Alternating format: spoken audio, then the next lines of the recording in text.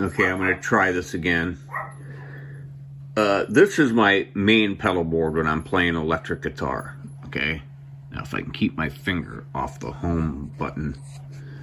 Now I've got a couple Donner pedals here that were not very expensive, but when I was putting this pedal board together, I needed a mini delay and I needed a tuner.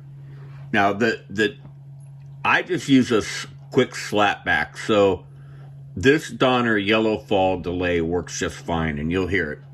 But these Donner tuners, I bought 3 of these. I bought one for Linda and one for my brother.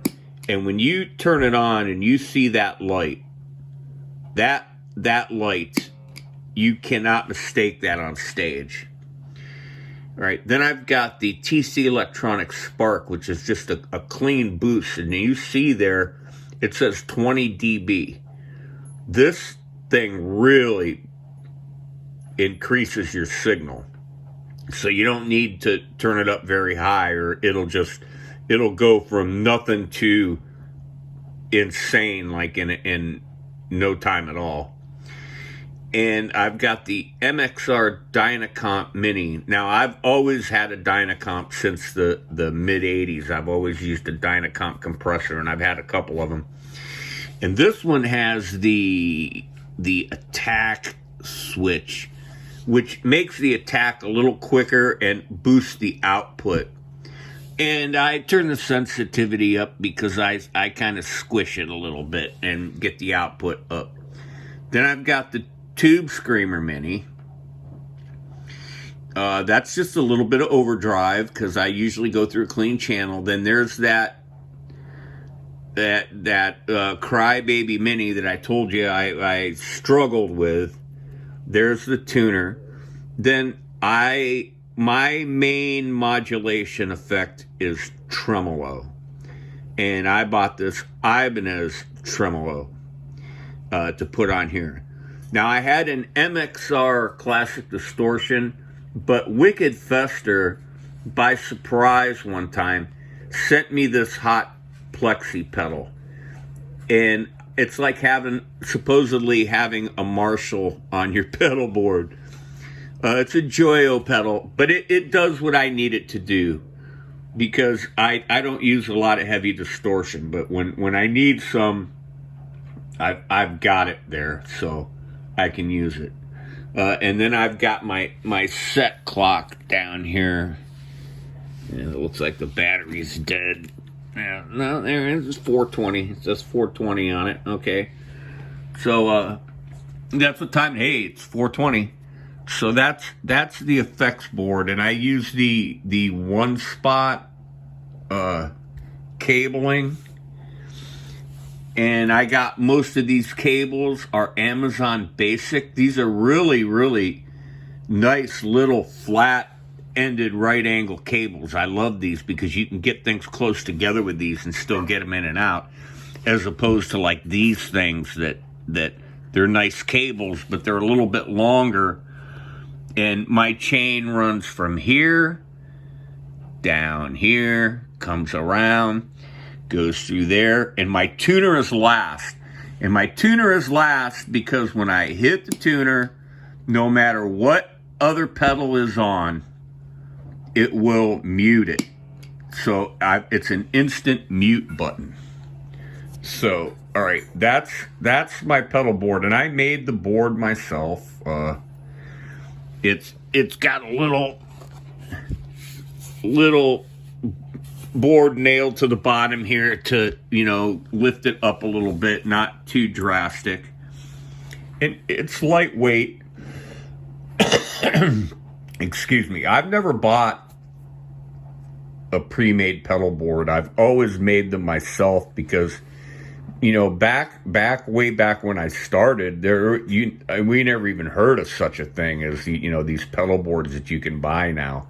And some of them are just too big and gaudy. I wouldn't mind having something in a case, but maybe someday. I don't know. At this point, what's the advantage to it now? I mean, if I was 15, 20 years younger, I might think about it, but I'm not going to think about it now. So I'll plug this in, and give you a little shot. Oh, and just for reference, I'm going to be playing through the Peavey Blazer 15-8. So it's an 8-inch speaker, 15 watts, and the clean channel, and I've got it 3/4 of the way up. So I'm not using the tube amp because I needed something with reverb. And I've got the reverb at like 2 o'clock also, so it's up pretty high.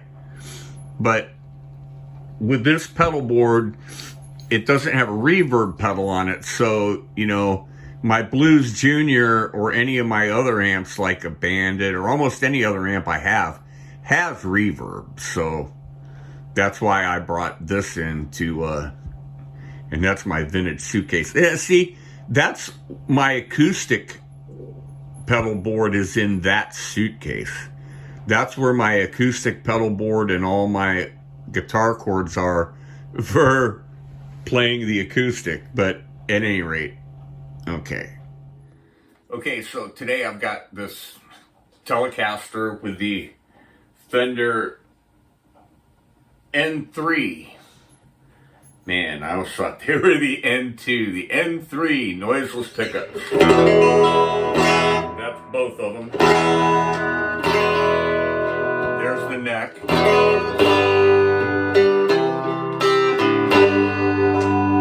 Here's both. And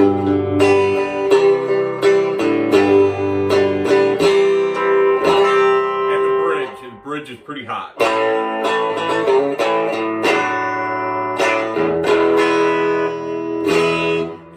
That's with nothing going on. So if I was playing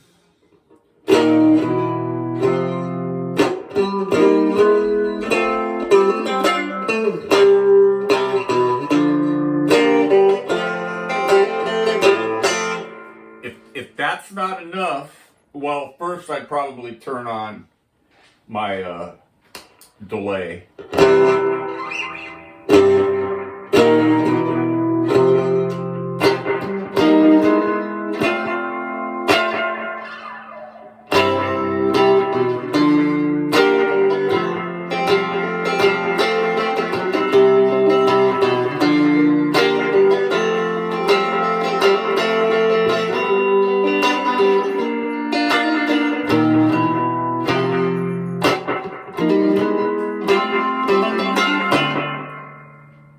I would be there.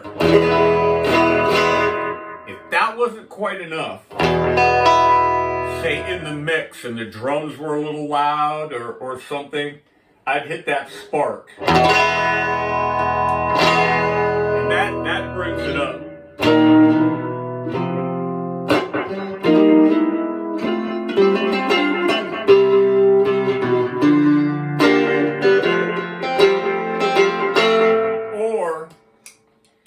I might go ahead, turn that off, and kick on the compressor.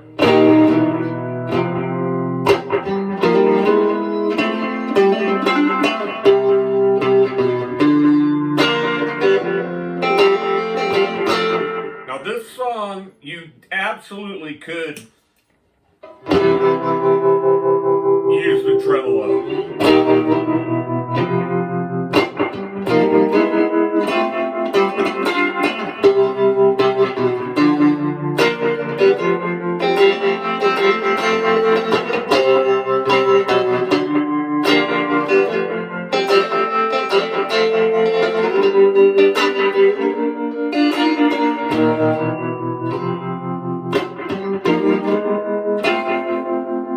Now when I got to the solo, I would hit that spark.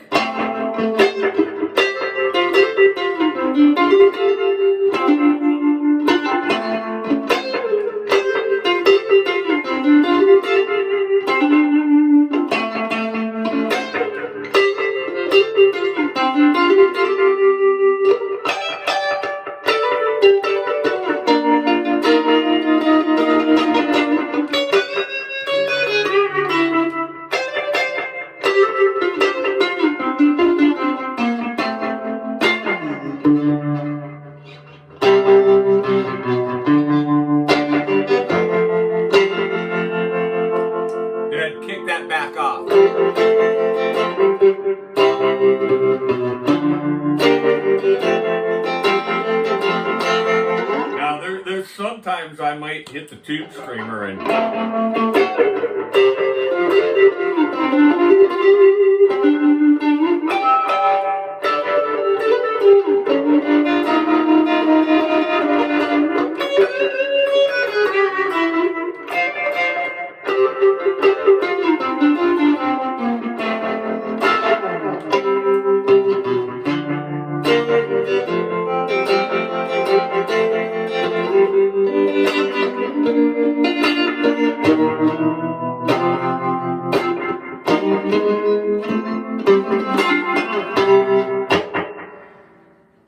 so you could use tremolo on that easily. If I was playing something like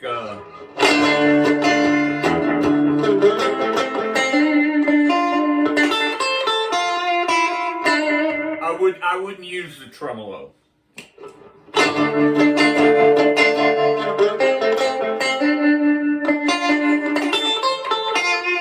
I always use the tremolo for stuff like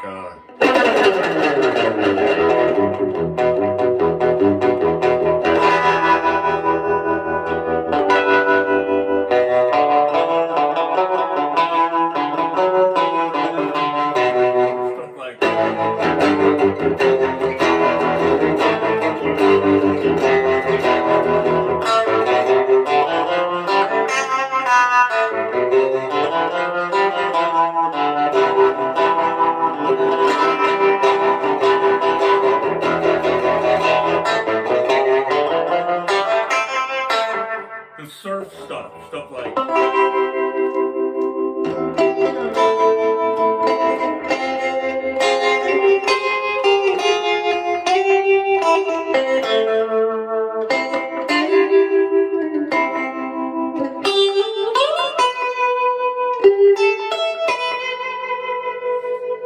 Now, a little trick with that is hitting that distortion and going.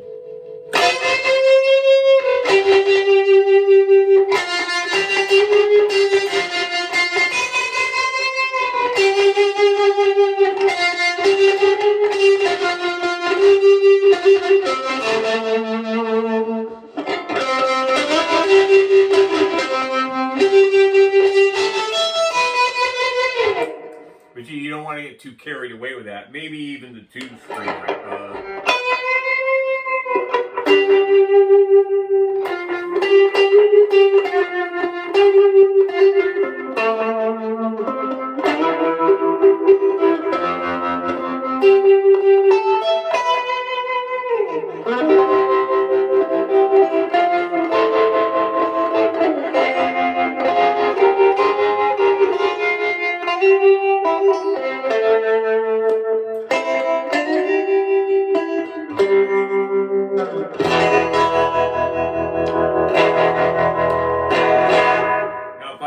Going for a rock tone, I'm gonna kick on the tube screamer and go to my bridge and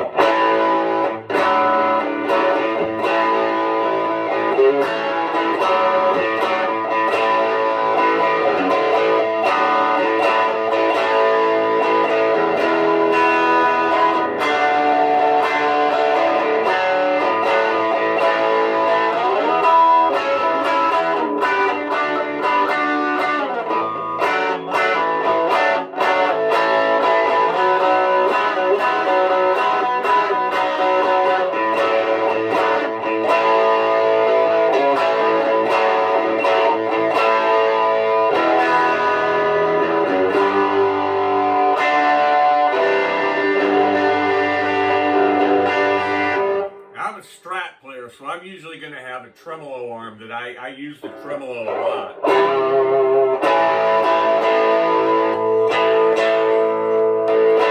And that, I've got the compressor running, the Dynacomp and the tube screamer.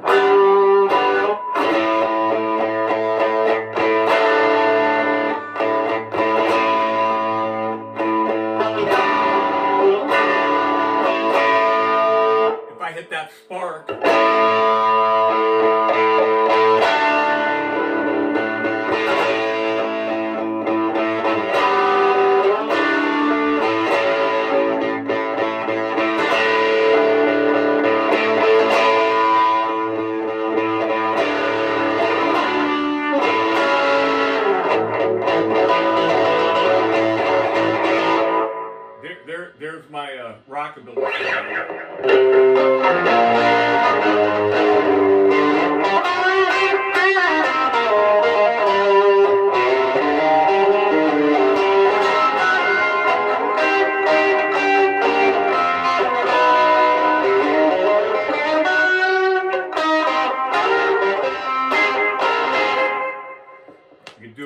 tube screamer.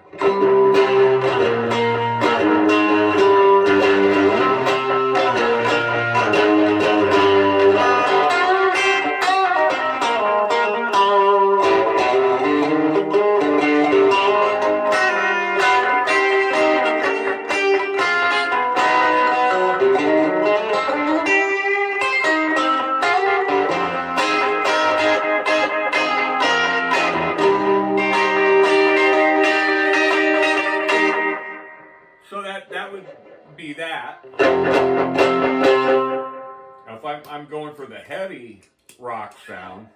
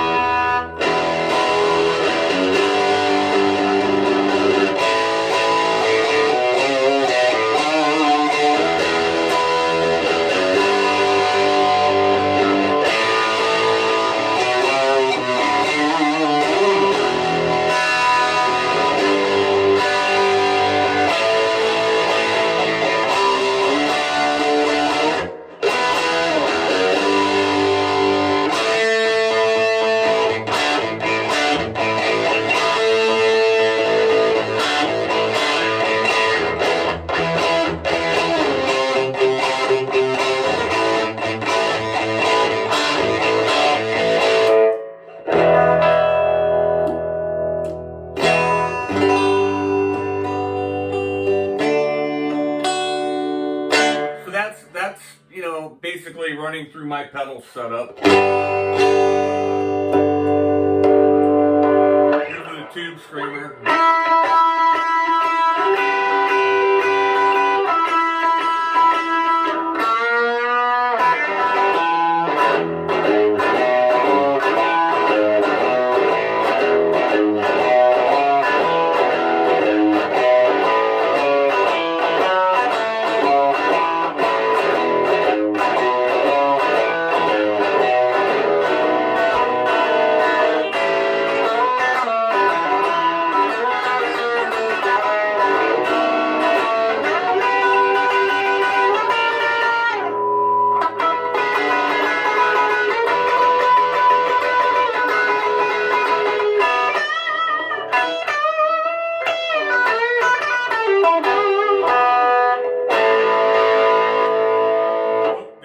Adds a spark.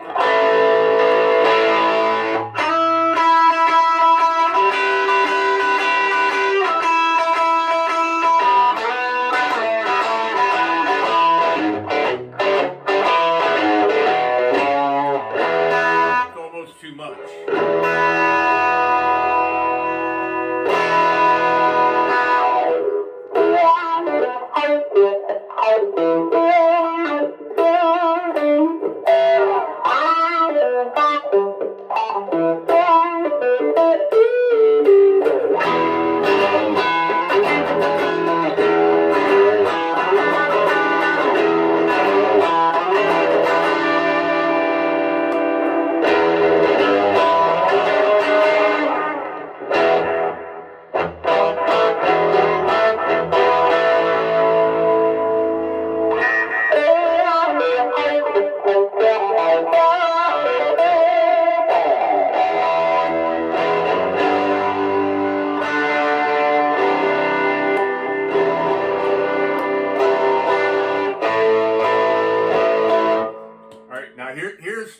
my last thing is my insane patch.